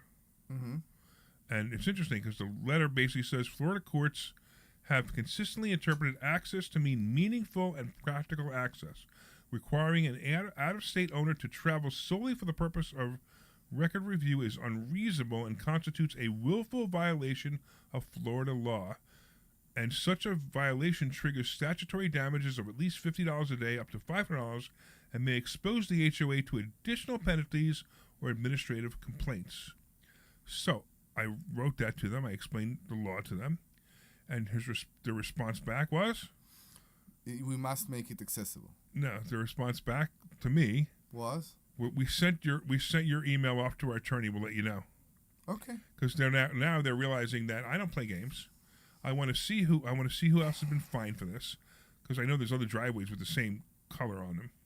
I want to see who else has been fined. I want to find out everything about this association, and then I'm going to say, okay, what do you guys want to do? And if they want to continue to fine me, well, they've already fined me for painting the driveway. So I'm going to go in there and I'm going to paint something on the driveway. Did you do anything else? Like what? I don't know. Did they try to tell you need to do any other repairs beside the driveway? Well, they're picking on me. What do they want? My grass was long one day, and they sent me letters. They're calling me, and that's okay because I'm okay with that. I'm okay with them, but they're looking, right? They find or they're they looking just for, tell no, you they to, didn't no. find me. Okay. They're looking for things now. Okay. And they're constantly driving by the property, and they're constantly sending me pictures of something. Your screen was not in properly. I mean, it was ridiculous. It's like okay, you want to play games. I'm going to play the game stronger than you. So I'll let you know what happens with this. Is it worth it? What? Is it worth it? Oh, absolutely. Okay, enjoy. You know I love this stuff, right? Enjoy. You know, I mean, the whole thing goes back to the tax collector. And more. Yeah, I mean, I just love this stuff. I love to show people that you can't just bully somebody. You know, most of the people in the world are ignorant. So when this person tries to bully me, oh, okay, I'll do whatever you want. I'll send you $1,000 because you told me to. Oh, no, it doesn't work that way. That's not how it works with me. You know, if I have to send them $1,000, I have to make sure that every single other person who had their driveway painted the wrong way, because there's a lot of them out there, was also fined $1,000. I want to find out what the resolution was to those people, if they paid $1,000 or if they resolved it, because whatever those are, I'm going to ask for. And if every single one of them paid them $1,000, I'm going to say, hey, I noticed every single one paid $1,000. Here's my $1,000. What do you want? But if even one person negotiated that $1,000 off, then I'm going to say we could do this two ways. You could take it off now, or I could take it to court and say that you showed precedent. It's funny that there's no person you can talk to there. Oh, there is somebody to talk to, but she's a Karen. Okay. You know what a Karen is? Yeah. Yeah. I mean, she's got a hyphenated name, and and she doesn't know what to do. She's a Susan. A Karen. I know.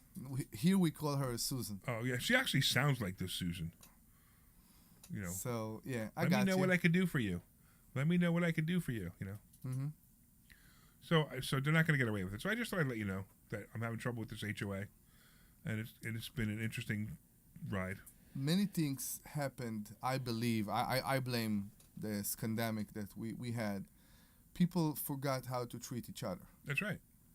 And I'm saying that about everybody around. And I think that some people, it seems like they enjoy the fact that we don't need to social with each other. and they forgot how to deal with each other, and that's something. Right, or even just be reasonable. Talk. Right. Talk. I've had the house. I didn't even have this house for 6 weeks. Yeah. And the guy before me painted a driveway. I have no idea what they're talking about. And when I call them and explain that to them, they say sorry. Too bad. Okay. Now, what I want to know is if they sent the guy before me a letter, and if he ignored it. It's not your problem. No, it's not that it's not my problem. But when I bought the property, that should have come up. In the title check. Right. It's not the title check, but in the association sends you documents, and if any fines or anything due, or anything like that, it should come up. You're right. They're supposed to report them. Like the township, yeah. Right. So that's why I want to know if they sent him a document, and I want to know how long it's been there. It's been gray, because I have no idea. Yeah. It was gray. It took me 2 months to close in the house. Check. It was gray. So you know that. Have you tried to check Google Earth? Because you can That's move. a good idea. You can move past That's in the years, and try to figure out when it was done. Yeah. When the color got changed. Yeah. And then I would call them and say, "This is like that for years. This is how I bought the house." Oh, you can't call them. You got to write them. Write them, whatever. Because they want to play games. So anyway, I've had trouble with associations before, but nothing like that. Mm-hmm. I mean, these guys, they just want to. So let me show you how big and tough we are. I mean, don't play that game with me. You know, you want to have an association to keep the place nice. That's fine, but this is ridiculous. Do you know anybody in the board? Of course not. I don't know anybody. No, not yet. No. Okay. No, you know. You will. Yeah, I will be on the board. It could be. Eventually, right? Yeah. Especially when I mail all the tenants, all the people in the association, and say, "Are you tired of this board, just making your life miserable? If you are, let's have a coup, elect me to the board, and I will make sure that you never see these problems again." Because that's always fun to do. Start trouble. That attitude to me take a lot of energy, spirit, whatever you want to call it, off my soul. Oh, I love that stuff. I know. I pay somebody and I don't need to deal with it again. Well, I could pay the $1,000 and just walk away. It could be, but if they're gonna get $1,000 from me, I have to get a piece. I gotta get a piece of skin. I got you. That's all. Mm-hmm. Work for this $1,000. Right, you're gonna have to work really hard for that $1,000. I got you. All right. What else is going on? What's going on with you, Deb? You don't want to talk about what happened this morning? No, not really. But so I'm still waiting to hear what's going on with Delaware. So when we were away all of last week, not much got done. So I'm hoping that Jay can get out there this week, hopefully, and do the electric.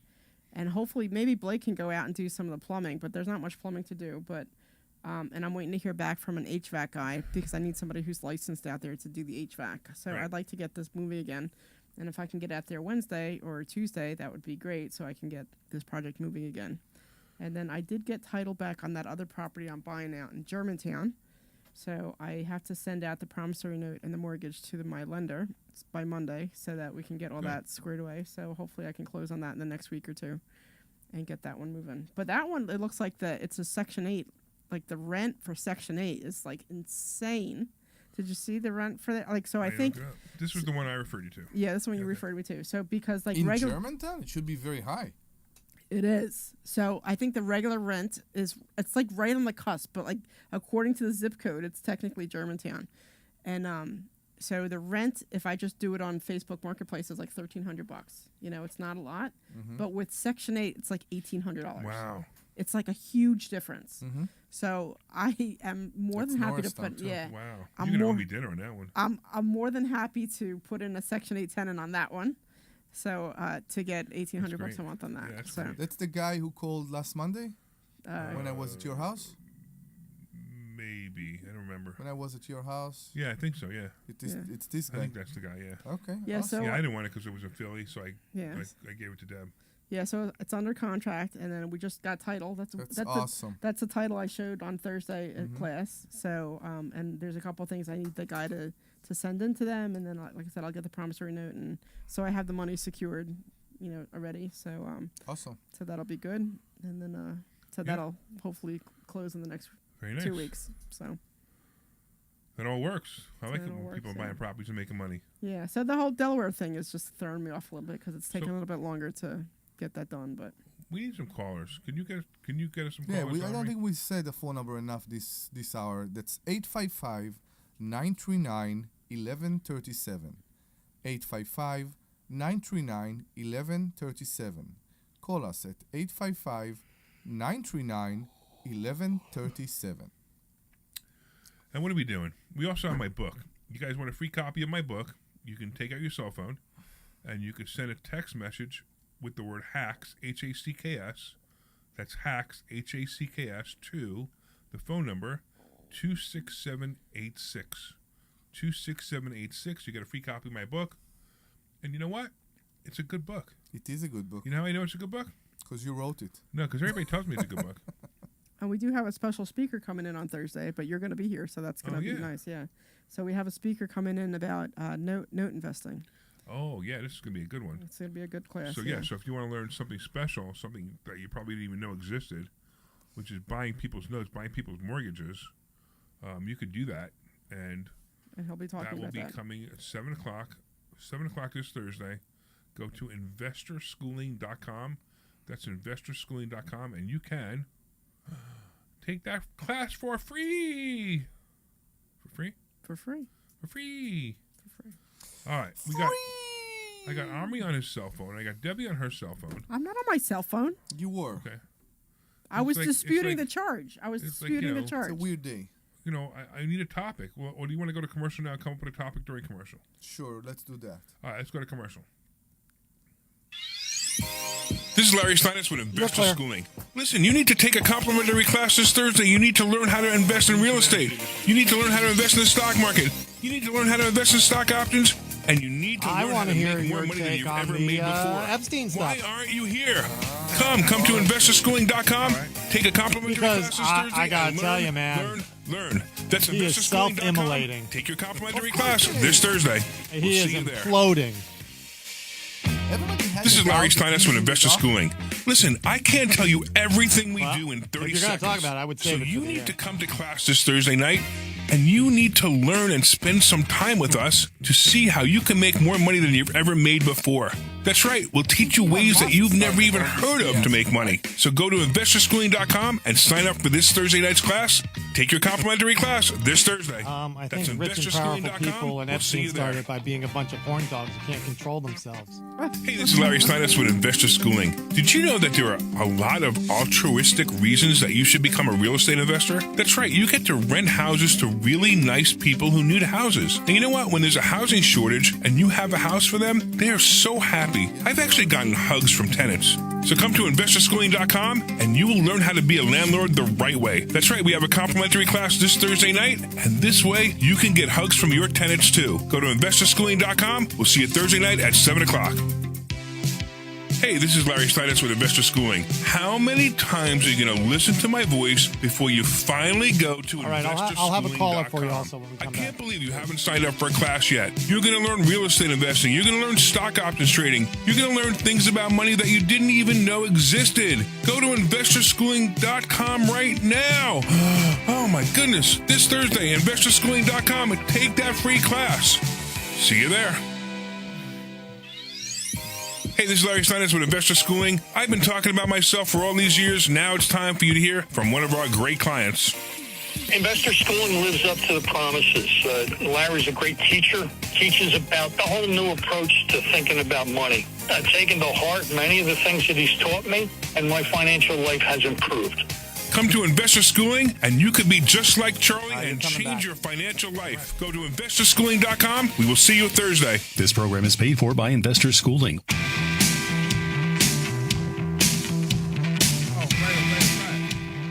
Welcome back to the Larry Steinhouse Show.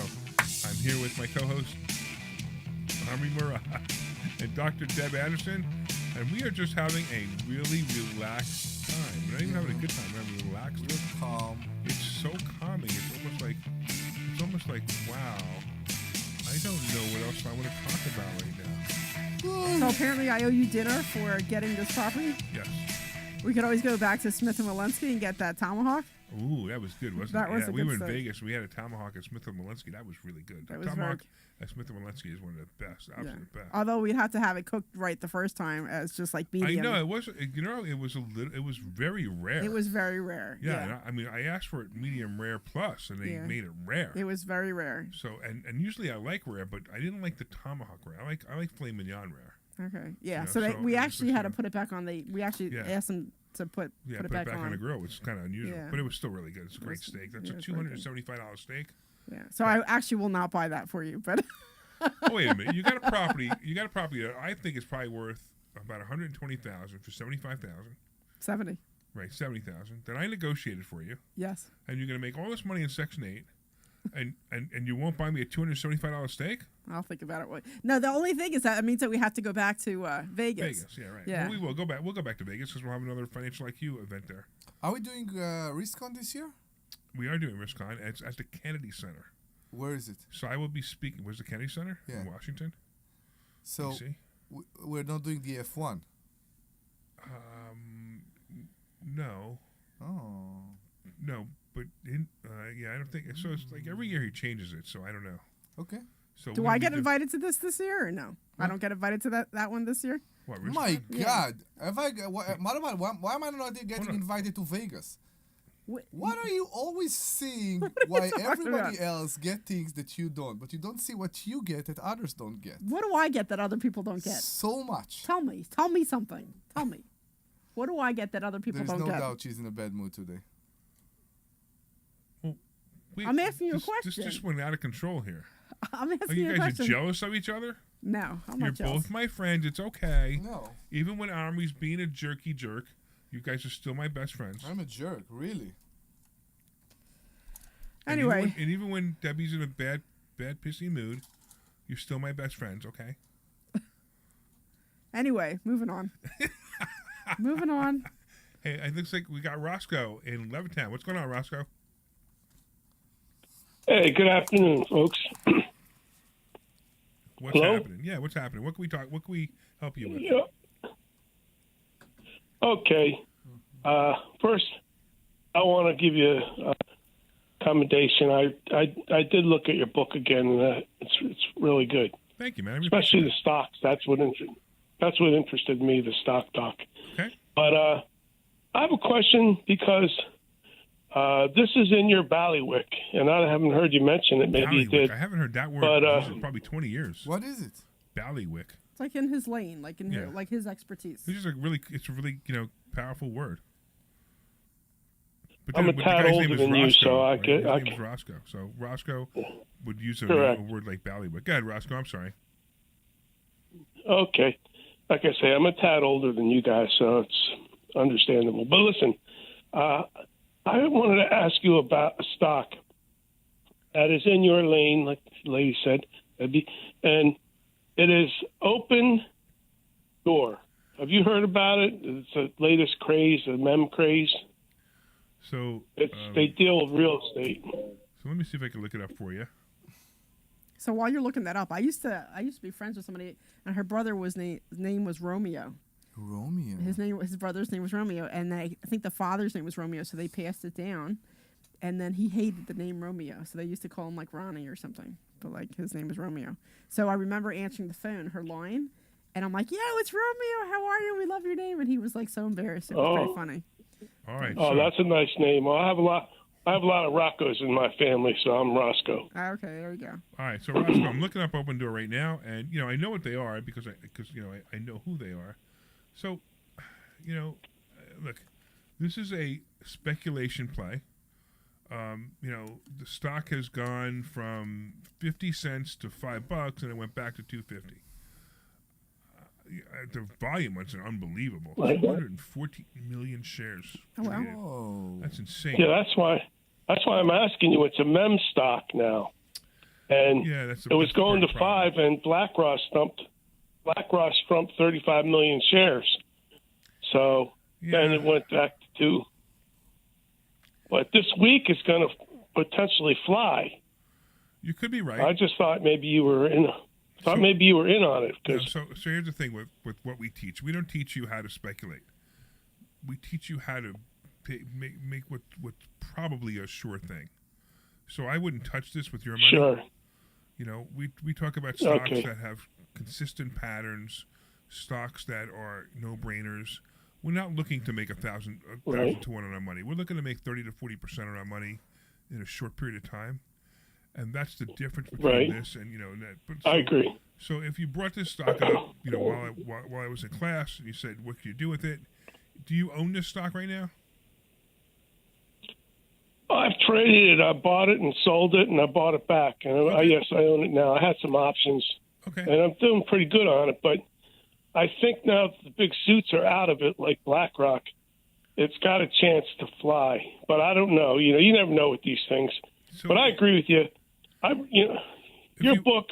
Yeah, I mean, I liked your book. It talked about resistance. Right. Go ahead. If you have an extra, to me, if you have an extra, extra $5,000 and you want to speculate with it, go right ahead. But look at this thing. I mean, I'm looking at the 1 year curve on this thing. Holy cow! This thing, it went up. It went from in 1 year. It went from where it is now, which is about 250. It went all the way down to 50 cents, and then all of a sudden it shot up the other day, which is what you're telling me was BlackRock. I'm going to tell you, that to me would make me scared. I would run for the hills on this stock. Yeah, it didn't go up because of BlackRock. They were in it.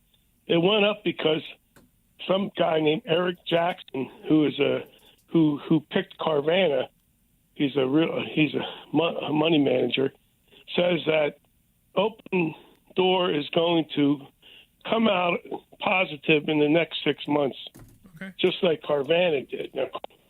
So that's what started the mem rally. So if the stock goes from $2.50 to $5, would you sell it?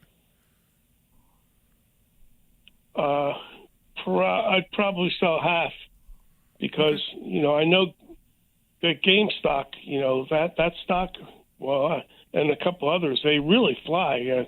They scare the shorts to hell and they take off. But I would squeeze everybody out. Yeah, I would do that. So I would just stay away from this thing. This wouldn't be for me. But just understand that eventually, if you want to invest in this company, if it does take off, then you're going to see a constant pattern. You can pick up that pattern. I wouldn't touch this because it's just too risky. I mean, look at this, right? The average, the 10-day average volume, is 589 million million, and this is 214 trillion. I don't know. It's 214 million. I don't know. It's got big numbers. It's just too much. This stock is just being traded, out of momentum and speculation. So I just don't. Yeah. I just don't play those games. Those games lose you lots of money. It's fun money. Period. It's only for fun money. You can't put a lot of money into it. Yeah, but I'm like you. And you want to go to a party one day? I read your book. I bought it at $2 and I sold it at 10. You could do that. But I just don't. I don't teach go to a party one day. I mean, I teach. You buy a stock for $10, and you buy the stock option, or you sell the stock option, you make money on it every time. True, but listen, Larry, I read your book about resistance, and I have a lot of stocks that have doubled in the past 6 months. I read a guy named Spider Jones, but I feel that they've maxed out. Okay. Like my stocks, I feel they've hit their resistance point. So, I just wanted to say your book is good, real good, and it made me think about resistance. And now I'm thinking I'm taking some gains because of that. Take your money and run. Keep an eye on that. Keep an eye open. Absolutely, keep an eye open. Though you never know. Me, no. Not for you. No. I got you. But if it goes guaranteed money, I don't like speculation money. I wouldn't touch this with your money. I got you. Okay, thank you. You got it, man. Thanks for calling. I appreciate the call. Okay. Take care. Okay. Thank you. Bye. If you still want to call, we have a few more minutes. So 855-939-1137. That's 855-939-1137. 855-939-1137. Yeah, and I wanted to mention this because we teach a very specific way to invest in the stock market, which is safer, not safe, safer. Because the stock market does have its it's I don't know, it's risk, right? But it's safer than most people will teach you how to invest in the stock market. We want to teach you a way that you can preserve money or mitigate your risk. So doing a speculation play like this is not for me. It's just not. It was many years ago. And you know what happens? You hit maybe 1 out of 20 of the speculation plays, but you've lost so much money in the other 19 that you can't even make it up. So it's not a great play. I got you. So that's why I'm not into this stuff. But it's a neat company. If somebody wants to invest in it, it might very well go to 10 or 20 or 30. But it's just not something I'm going to do. I mean, I watched Carvana. Carvana was broke. They were on the verge of bankruptcy, and the stock went down to something like 3. And I mean, that would have been an incredible play, of course, but still not for me. All right, what else you got? What do we got, Omri? We got a lot. So you're going to check out a house today? You're going to see a house? I am. I'm going to see a house for myself. I found out that when I'm looking for a house for myself, it's the hardest thing in the world. Of course. And now it's stressing me very much. Okay. Yeah. Very, very, very much. I had a lot of shift and changes and drama, Larry like to say, that happened in my life in the last month. So I'm trying to find myself. The best thing for me is that I find comfort in what I do, in my financial situation, but everything that's related to the family, maybe it's a weird thing to talk about on the radio, but I have a lot of judgment for myself. I'm judging myself very hard. We need to have him do the arrow. That's who I am. Right, not a bad idea. Yeah. So you're judging yourself. So you live in an apartment, right? And you make a lot of money owning real estate and renting to other people. I make money. Okay. He's got this big smile on. Okay. I don't know. What is a lot of money? I don't know. A lot of money is relative, right? Just, you make more than most people make that go to a job. Yeah, maybe. No? I don't know. It's a good question. It's a very good question. How much people make? What's the average salary? I don't know. I don't know. That's a good question. But, but based on what I know, you make more than the average salary. Okay. Let's put it that way. Yeah. Okay. And and now and you look and people look at you like, well, why do you live in an apartment? And that's tough on you. It's tough on you, your family. It's tough. You're like your parents and your wife's parents. Or no, I don't care about what people think, about people say. The only thing I care is about my own family. Okay. And my own family, you use a term, I think, outgrow the apartment. Yeah, well, you definitely outgrew that apartment. That's for sure. We really like where we live. Right. And I have big kids right now. And I think we reached a point that enough is enough. Yeah, you definitely need another place. Whether you need another place, whether it's to buy a place or to get another apartment, a bigger apartment. Correct. Correct. Now, the market, again, is what we said for a long time that is happening. Right. Now it's happening. Now we see a house that go under, a house that go with a bidding war. Yeah. Now we see it a lot. We see the price cuts. Exactly what I said was going to happen. We see the price cuts all over the place. Right. The price cuts. Right. And then you had a property in the contract that you had to back out because there was something wrong with it. Yeah. So that was kind of hard. So you can look at another house today. Unfortunately, this house wasn't the right choice. I'm again, you see, you let things go. I still go back and forward about it, even though the house failed the inspection. Well, you want to keep living it and keep going. Well, maybe I could fix it. Maybe I could fix it. And especially that one, you can't fix that problem. Yeah. Okay. We don't want to talk about the problem because we just can't. But you don't want to fix that problem. Mm-mm. You can't fix that problem, and you'll never know. So it's better. You're better off. You're better off moving on from that one. Mm-hmm. Correct. So, but you keep living it back. So stop. Just go to the next one. I'm working on it. It's very stressing. It's very stressing. I know. When we buy a house, you hold on to things too long. Don't hold on to things. What do you mean? You hold on to things. You hold on to things that you're living through. You hold on to them. It's like, you ever notice that every once in a while you say to me, "Hey, remember that tenant? Blah blah blah blah blah," and I go, "I have no idea who you're talking about." So I get what you're saying. And it's all related to the fact that I have hard time myself to giving myself a break. Okay. And that's very much part of it. Give yourself a break. You're a good guy. You do Larry, good things. Larry is my best friend, but what Larry says is that when he tell you go over it, you should be in a point that you go over it. Get over it. And I'm still trying to understand how when Larry tell me to get over it. Yep. It doesn't work in my mind that way. I really wanted it to, but it doesn't. I wish it would. So you could make that decision to get over it or not. Every time you think about it, you just decide not to think about it anymore. Yeah. You when you say that, you basically avoid any background noise. There are no background noise. There are no nothing. Yeah. You make a decision. I have my background noise. I have my problems. I have, but I have to tune them out because me thinking about them doesn't do anything for them. But you still think. So how do you stop thinking about it? It's there. Just told you. How? As soon as it starts, I go, no, I'm not going to think about it. I go to something else. Okay. I make a conscious effort to change the subject in my mind. Okay. It can be done. You can do it. No, I'm pretty sure everybody can do it. It's very, in my mind, where I'm at right now, it will take me all day because it keep coming back. I keep telling myself not to think about it. It will keep coming back. I will tell myself not to think about it. Right. It will take all day. Yeah, but you can do Stressful, yeah. Okay. And you just keep practicing it. You'll do it. You'll be fine. We'll see. Like even Debbie today, she's not having a good day. Well, she's actually doing a really good job pushing it aside. It's I realize you keep. I could see every once in a while on your face you go to it, but you're doing a really good job pushing it aside, which is really nice. Will you tell us when the show is over? What happened? It doesn't matter. I'm feeling a little bit better about it, so I just want to move on at this point. So. Sure.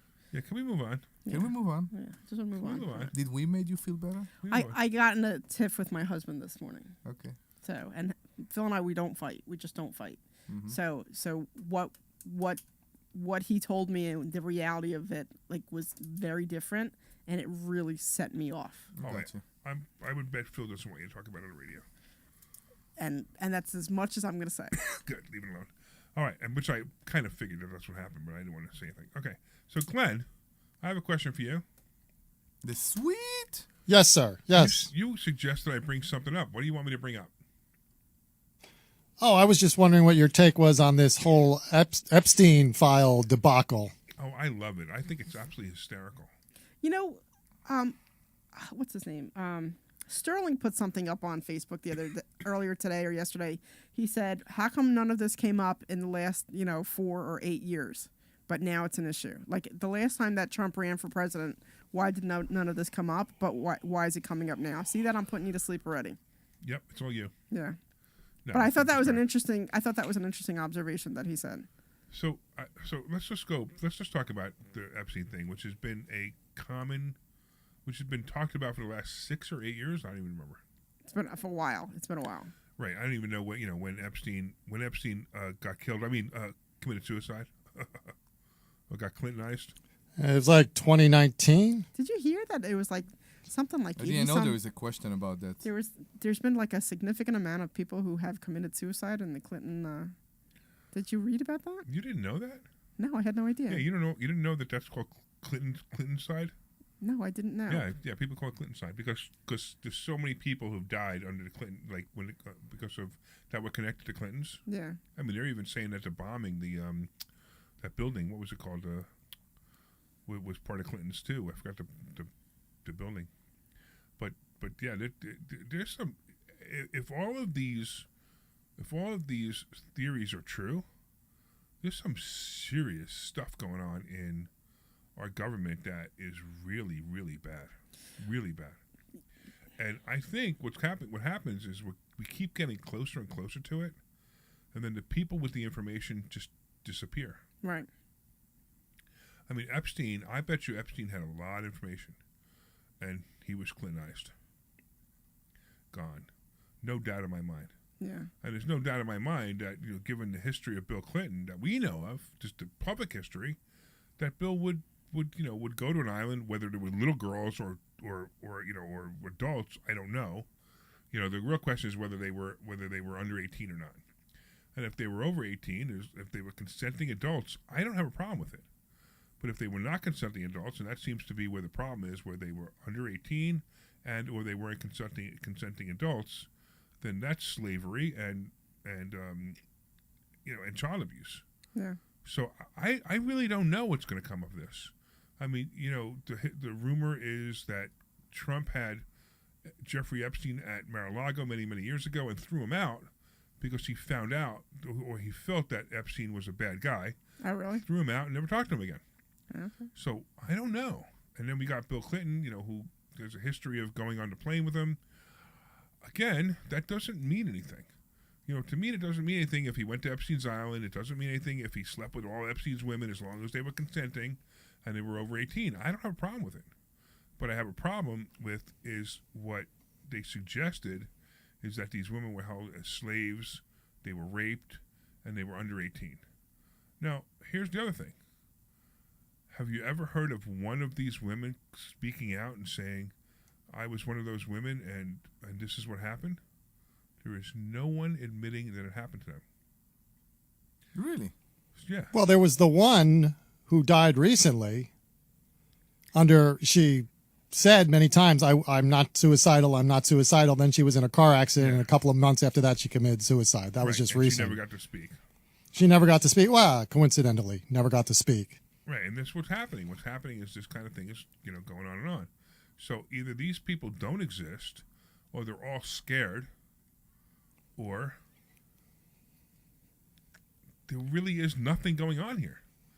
Now come on, Larry. Come on. No, wait. Let me be clear. Those are the three options. I don't believe in the last one, but those are the three options.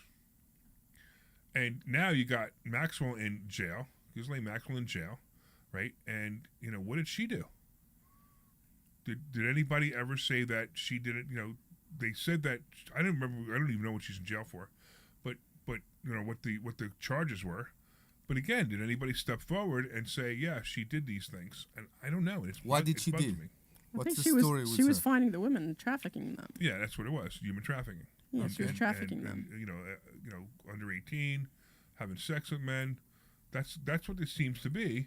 But again, no one is admitting. No one ever comes forward. Then you've got this list of all the people who are supposed to go to Epstein's Island, supposedly gone to Epstein's Island. And then, the Republicans say it was all the Democrats. The Democrats say it was all the Republicans. And meanwhile, there's no list. Who made the list? Epstein? Don't know. It's just a list of people that they were investigating that went to Epstein's Island. Well, first they said there was a list, and then they said there wasn't a list. Did you see that? Exactly right. First they said there was a list. I have it on my desk, and then all of a sudden there was no list. Yeah, I believe it was Pam Bondi. Pam Bondi said that, yeah. There's a couple of things going on here, obviously. One is what actually happened and who did what. Then there's the who's potentially implicated and what they did to varying degrees, meaning did somebody know something and not say something? Those people don't necessarily want to be exposed. And then you have the way that the current administration, with all due respect, Larry, I know you're a fan, they have botched this to high heaven, regardless of what Trump did or didn't do or knew or didn't know, how innocent he is or isn't. They have just botched it from right out of the gate with that phase one stuff. Absolutely. And, they botched this big time. And I think the Dan Bongino guy, I think he went in with good intentions, but you look at him now and he's just got this ashen white face like he saw a ghost. And he says, he killed himself. Nothing to see here. Yeah, exactly. Which may be true, but he looks scared. We're never going to know what actually happened or if there is a list or anything. I think it's a great distraction by both Republicans and Democrats. And, it's leaving it's leaving the door wide open for anything else that could happen. And meanwhile, both the Democrats, they want the list exposed, then they say they don't want it exposed, then the Republicans say they want it exposed, and they say they don't want it exposed. So we're going to find out. It's very interesting. What's really more interesting to me... That apparently everybody is on the list. Yeah, what's more interesting to me is the latest with Obama. What Obama? And Obama ordered Trump to be killed. There is emails and documents that show that Obama wanted Trump killed in 2016. What? That is fascinating to me. This I don't think I heard. Yeah, either. me too. I haven't heard this. Yeah, it's all coming up now. Watch for it in the news in the next couple of days. But it's fascinating because I just started reading some articles on it, and that's fascinating to me. Why? Where see, I always thought that Obama was just he was just another pawn in the machine. But I'm beginning to think that everybody's right, that Obama is a master player in the machine. We're gonna find out. Okay. Yeah. Let me just look up latest Obama. I'll do it. I think I remember reading something about with him and Hillary Clinton that they were thinking about doing treason charges. Did you hear anything about that? About what? Charging them with treason. Yeah, that's what we're talking about. Yeah. That's what this is about, right? Yeah. But that's not going to happen. They're not going to charge either one of them treason. People forgot. It's like there is a difference between have no drama and what happened with Trump's shooting. Trump was being shot during his campaign. Yeah. This is an extremely abnormal situation. That's right. Yeah. It seems like there was not enough attention to it. It was that. a complete setup. No, and I did don't you hear think that CNN never, ever would broadcast Trump's rallies? And this is the only one that they broadcasted. Oh, really? What does that tell you? They wanted to have Trump killed on TV. Okay. Yeah, there's so much. The conspiracy theories aren't conspiracy theories anymore. They're just there's puzzle pieces missing, and once they put the puzzle pieces in, everything will change. Now, how does that affect finances? Nothing. If we find out that Obama is going to be tried for treason, the stock market's not going to change. You know what's going to affect the stock market more? Is the war between Powell and Trump. Jerome Powell and Trump. That's the war right now. Is Trump is telling Powell to drop interest rates, which he should. And I've said this for years.